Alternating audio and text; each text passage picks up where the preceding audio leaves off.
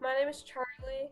This is my 8th year in 4-H, and I'm here to talk to you about the crochet project. So I've been crocheting for the past 6 years. First project that I made was this little wash rag. And it probably took me, I don't know, about an hour to make this. Yeah, it's really fun. My grandma actually taught me how to crochet, so it was really cool to be able to spend time with her and have something in common that we could both be working on together.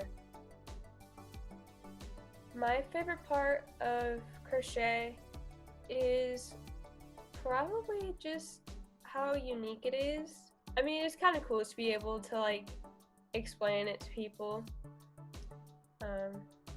It's also really relaxing, when you're working on a project and you get into a groove and you can just keep going, and then your mind it has that muscle memory, to where you just are able to keep going. Crochet, there's a lot of different types of videos out there teach you how to do the stitches and how to tie the knots and things like that, which has been really helpful. I also use Pinterest for a lot of my patterns that I use, just because there's a lot of free patterns with people who have blogs and such. So some tools that I use for crochet are some crochet hooks.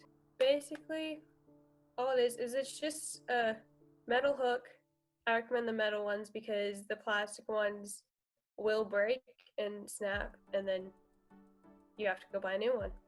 So, and then it has a little hook on the end.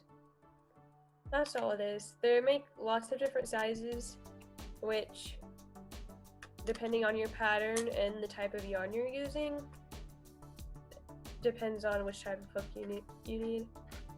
I also have these little scissors. They're just to cut yarn, basically. But obviously you're gonna need yarn. I have lots of yarn.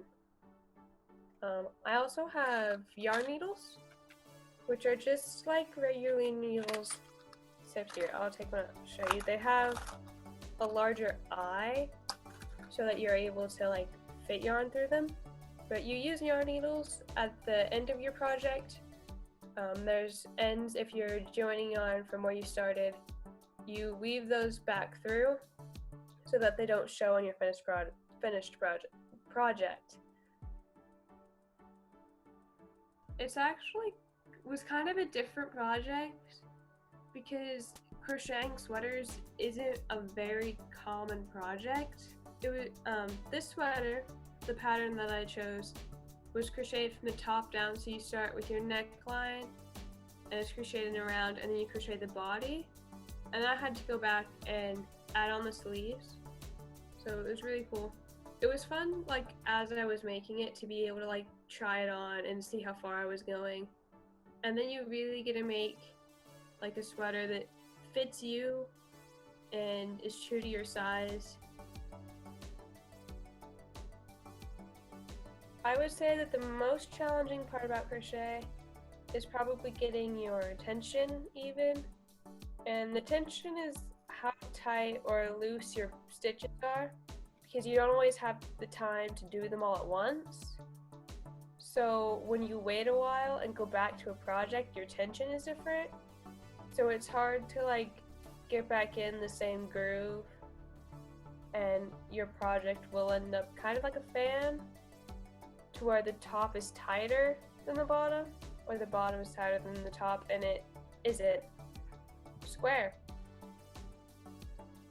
So I would definitely say stay with the smaller projects until your tension is good and you are comfortable with crocheting smaller items, and then you can slowly move up to crocheting in rounds and making scarves and blankets and whatnot as you get better at and more comfortable with crochet.